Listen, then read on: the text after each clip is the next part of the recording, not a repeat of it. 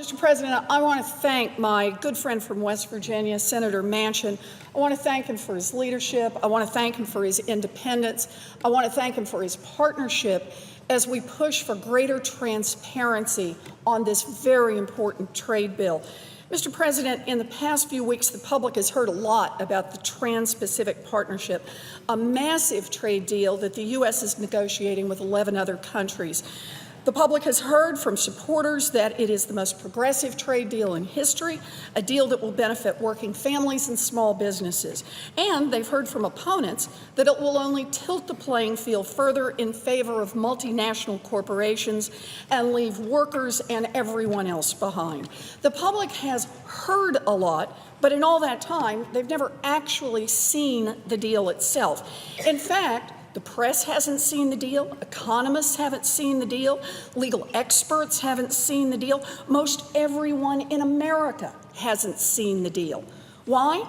Because the administration has classified the deal, making it illegal for any of those people to read it.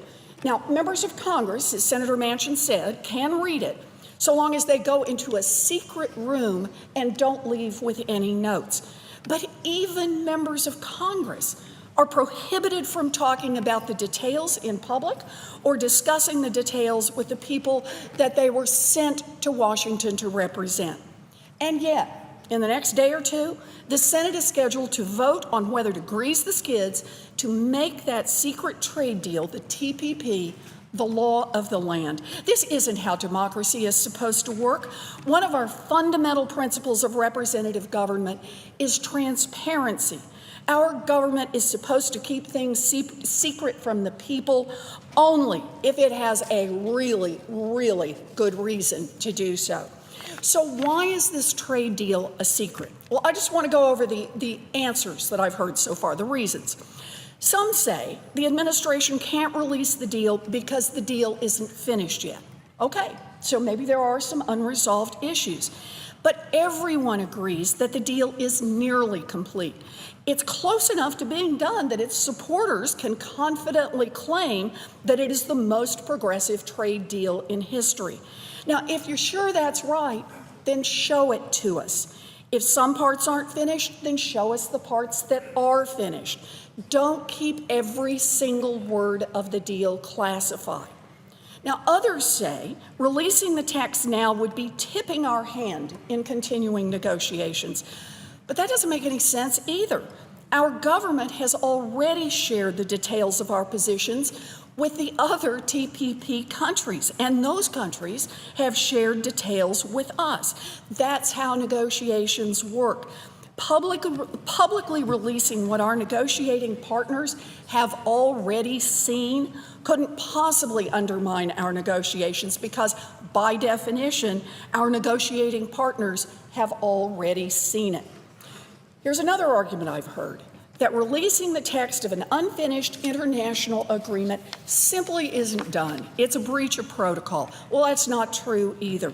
As Senator Manchin pointed out, in 2001, President George W. Bush publicly released the scrubbed, bracketed text of the Free Trade Agreement of the Americas several months before seeking fast-track authority for that agreement.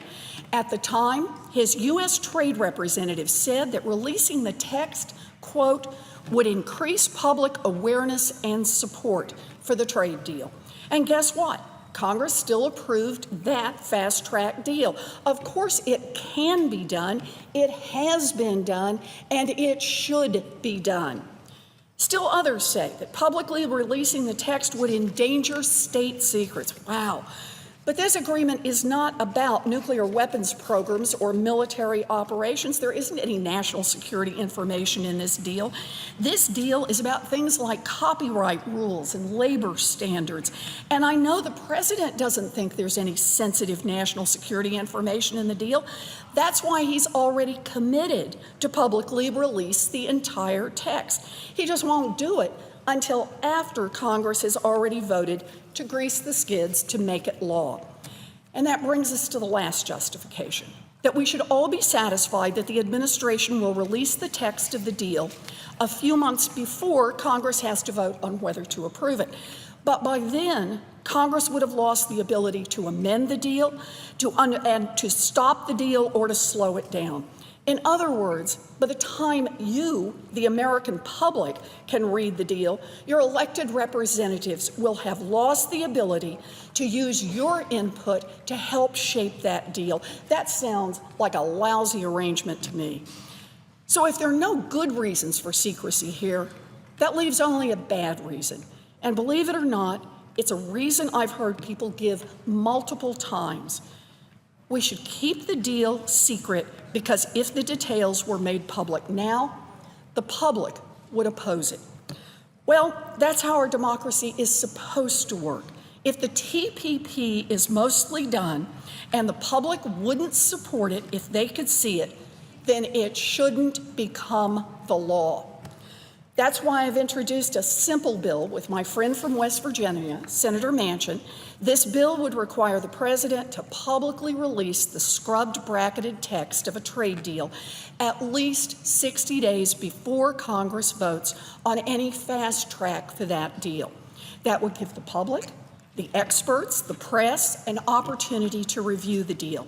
It would allow for some honest public debate, and it would give Congress a chance to actually step in and block any special deals and giveaways that are being proposed as part of this trade deal before Congress decides whether to grease the skids to make that deal the law. If this trade deal is so great, if it will work so well for America's workers and small businesses, then make it public. We should pass this bill today and give the American people some time to read the deal before we tie ourselves to fast track. Whether you support fast track or oppose it, whether you support TPP or oppose it, we should all agree that we should have a robust, informed debate on something that is this important. Anything less is a disservice to the people who sent us here to work for them. And so I ask unanimous consent, Mr. President, that the Finance Committee be discharged from further consideration of S 1381. The Senate proceed to its immediate consideration, the bill be read a third time and passed, and the motions to reconsider be considered made and laid upon the table with no intervening action or debate.